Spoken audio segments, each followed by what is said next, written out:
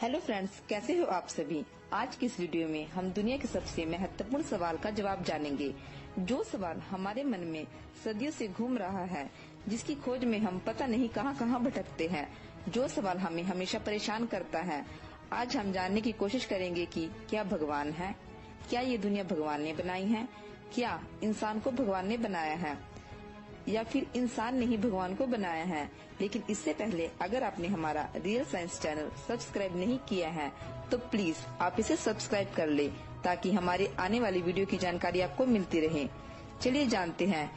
इस सवाल को जानने के लिए आपने बहुत सारी वीडियो देखी होगी और पता नहीं आप कितने लोगों से इसके बारे में बात कर चुके होंगे और ना जाने कितनी किताबें या लेख पढ़ चुके होंगे और कितनी बार आपने खुद के अंदर झांक कर देखा होगा और अपने आप से भी पूछा होगा कि क्या भगवान वास्तव में है। पर आज आपको इस सवाल का सबसे सही जवाब मिलने वाला है, क्योंकि हम इस सवाल को जानने के लिए कई वर्षों से प्रयास कर रहे हैं और इसके लिए हमने धर्म की किताबों से लेकर इतिहास और विज्ञान के तर्कों को भी मिलाकर सच को जानने की कोशिश की है। क्योंकि सिर्फ एक ही चीज को पढ़कर आप सच्चाई को नहीं जान सकते। इसके लिए आपको धर्म, इतिहास और साइंस तीनों का ज्ञान होना जरूरी है। हमने सभी तथ्यों को धर्म, विज्ञान और इतिहास की कसौटी पर जांचा और परखा है। इस वीडियो में आपको हर सवाल का सही और उचित जवाब मिलेगा। सबसे पहले हम इतिहास में झांककर देखते हैं कि हमने भगवान को कब मानना शुरू किया। दुनिया में सबसे पहले मंदिर, चर्च और मस्जिद कब बनाए गए? सबसे पहले कौन सी धार्मिक किताब लिखी गई?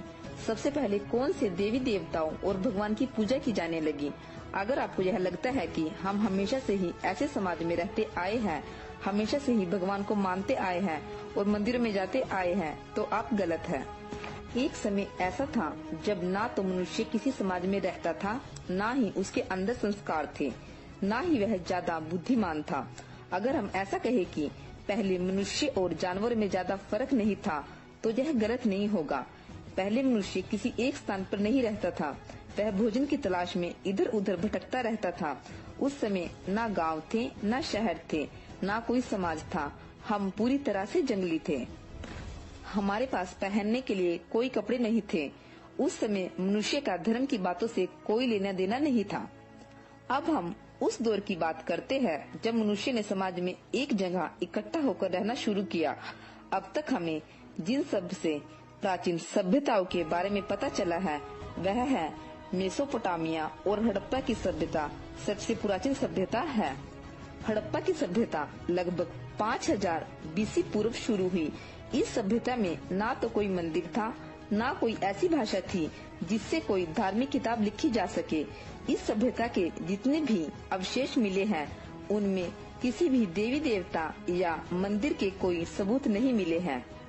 मेसोपोटामिया और हड़प्पा संस्कृति की सभ्यता में जिन देवी देवताओं की पूजा की जाती थी, वो सूर्य, पृथ्वी, अग्नि, वरुण और इंद्र की पूजा की जाती थी। यानी सबसे पहले हमने प्रकृति की पूजा करना शुरू किया।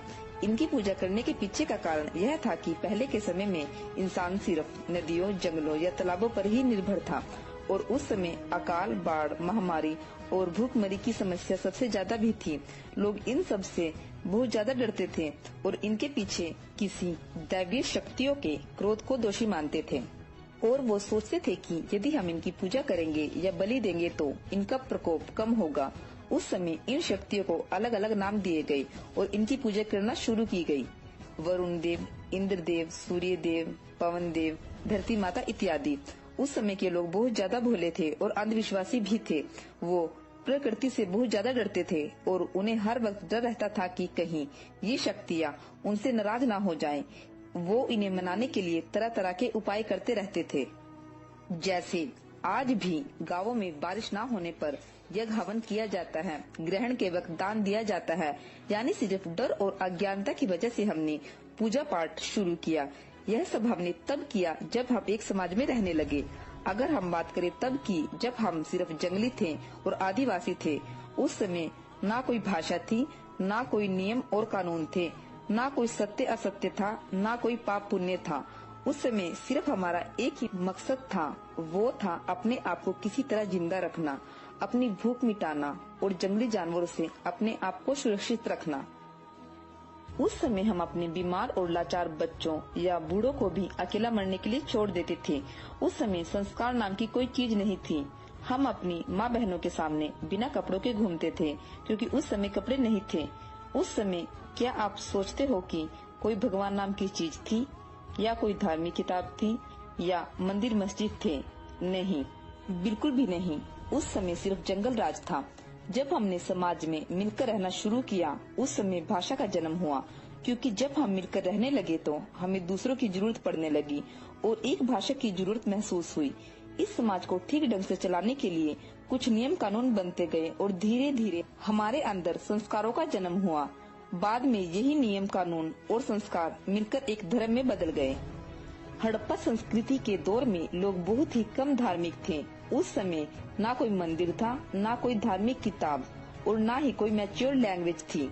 उस समय दुनिया की सबसे पहली भाषा संस्कृत अपने शुरुआती दौर में थी। रामायण, महाभारत, बाइबल और कुरान तो बहुत बाद में लिखी गई। रामायण और महाभारत वैदिक काल में लिखी गई, जो आज से लगभग 3500 साल पहले था। बाइबल ईसा मसीह के जन्म के बाद लिखी गई, जिनका जन्म 2018 साल पहले हुआ था। और कुरान सिर्फ 1400 साल पुरानी है। और सिख धर्म तो सबसे नया है। इससे हमें यह समझ आता है कि जैसे जैसे हम इतिहास में वापस जाते हैं तो धर्म और देवी देवताओं की संख्या कम होती जाती है। और एक समय ऐसा भी आता है कि इस दुनिया में कोई भी इंसान भगवान को नहीं मानता था। अब सवाल यह है कि इस दुनिया को भगवान ने बनाया है या भगवान को इंसानों ने बनाया है। इस बात को समझने के लिए मैं आपको हमारे एक भगवान साईं बाबा का उदाहरण देती हूँ। आज साईं बाबा को भगवान मानने वाले करोड़ों लोग हैं। साईं बाबा का जन्म 1838 में महाराष्ट्र के एक गांव में हुआ, जो पूरी तरह से इंसान थे। उन्होंने कभी नहीं कहा कि वो भगवान है या किसी भगवान के अवतार है। उस समय हमारा देश अंग्रेजों का गुलाम था। क्या आप सोच सकते हैं कि साईं बाबा ने उस समय कौन से चमत्कार किए होंगे? आज भी हमारे देश में अनेक बाबा हैं। वो अपने भक्तों के बीच में किसी भगवान से कम नहीं है।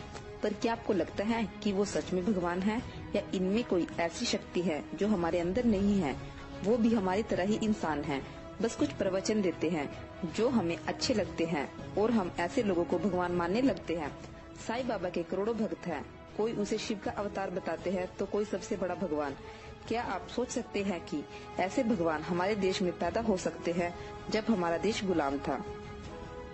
पर हम लोगों ने उन्हें भगवान बना दिया। इसी तरह राम, कृष्ण, ईसा मसीह या अल्लाह, क्या कभी उन्होंने भी कहा होगा कि वो भगवान है और वो एक नॉर्मल इंसान नहीं है? क्या आप आज भी कहेंगे कि वर्षा इंद्रदेव की वजह से, हवा पवन देव की वजह से और भूकंप शिव के बैल की वजह से होते हैं? क्या आपको अभी भी लगता है कि ग्रहण किसी जल्लाद या दानव की वजह से होता है? ये सब हमारी अज्ञानता और डर की वजह से ही था। आपको यह मानना ही पड़ेगा। अब बात करते हैं मॉडर्न साइंस क्या कहती है भगवान के बारे में। सभी धर्मों में कहा गया है कि हमारे अंदर आत्मा होती है और भगवान परमात्मा है जो इन सब आत्माओं को कंट्रोल करता है, उनके भाग्य को डिसाइड करता है। पर मॉडर्न साइंस इस बात में बिल्कुल भी विश्वास नहीं करती। स्टडी से पता चलता है कि हमारे शरीर को चलाने के लिए किसी आत्मा की आवश्यकता नहीं है, हमारा दिमाग ही सब कुछ कंट्रोल करता है। सभी धर्म यह कहते हैं कि जब इंसान मर जाता है तो उसकी आत्मा उसके शरीर को छोड़ देती है। पर क्या किसी धर्म ने यह भी बताया है कि आत्मा हमारे शरीर में आती कब है? अब आप सोच रहे होंगे कि ये तो हमने कभी सुना ही नहीं था और पढ़ा भी नहीं था। अगर आप कहोगे कि जब हम जन्म लेते हैं तब आत्मा हमारे शरीर में आती होगी, तो आप बिल्कुल गलत है, क्योंकि पेट में भी हम जिंदा होते हैं।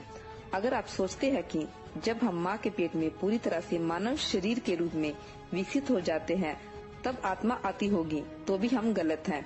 3 सप्ताह के बाद से माँ के पेट में हमारा दिल धड़कने लगता है। अगर आप सोचते हैं कि आत्मा उस दिन हमारे शरीर में आती होगी जब हमारी माँ प्रेग्नेंट होती है, तो भी हम गलत हैं, क्योंकि जिन शुक्राणुओं से हम पैदा होते हैं उनमें भी जीवन होता है और जिन चीजों से ये शुक्राणु बने होते हैं उनमें भी जीवन होता है। असल में ना तो हमारे शरीर में कभी आत्मा आती है और ना ही निकल कर जाती है, क्योंकि आत्मा नाम की कोई चीज नहीं होती। जन्म लेना, मरना सब जैविक क्रियाएं हैं। ये सब अपने आप होती रहती है। जन्म लेने का भी कारण है और मरने का भी। इसके पीछे कोई शक्ति नहीं है। आत्मा के ऊपर हमारी पूरी वीडियो आने वाली है, जिसमें विस्तार से समझाया जाएगा कि आत्मा नहीं होती। अब आप समझ ही चुके होंगे कि जब आत्मा ही नहीं होती तो परमात्मा का क्या काम। धर्म के अनुसार सभी धर्मों का आधार हमारी धार्मिक पुस्तकें हैं। ये पुस्तकें हमारे द्वारा ही लिखी गई है। अगर इस दुनिया में एक ही भगवान है तो सब धर्मों का एक ही संदेश होता, एक ही नियम होते, पर ऐसा नहीं है। जो काम एक धर्म के हिसाब से सही है वो दूसरे धर्म में गलत हो सकता है। ये सब धार्मिक किताबें किसी इंसान ने ही लिखी है। भगवान ने किसी को नहीं कहा कि वो किताबें लिखे, और ये सब हमारे दिमाग की ही उपज है। सभी धार्मिक किताबों में बहुत सारी गलतियां हैं जिन पर विश्वास कर पाना नामुमकिन है। अगर ये किताबें भगवान का संदेश होती तो इनमें कोई भी गलती नहीं होती। इस प्रकार यदि रामायण, महाभारत, कुरान या बाइबल पूरी तरह से सत्य नहीं है तो भगवान का होना भी सत्य नहीं है। इस प्रकार इतिहास, विज्ञान और धार्मिक किताबों को पढ़कर हमें पता चलता है कि धर्म हमारे समाज को ठीक ढंग से चलाने के लिए बनाया गया था और इसमें समय समय पर बदलाव होते गए। यह सब इंसानों के द्वारा ही बनाया गया था। भगवान की धारणा को इंसानों ने ही जन्म दिया। आज की वीडियो में बस इतना ही। हो सकता है आप में से कुछ लोगों को यह वीडियो पसंद ना आए।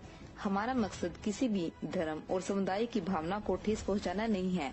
अगर आपको कुछ भी बुरा लगा हो तो हम आपसे माफी चाहते हैं।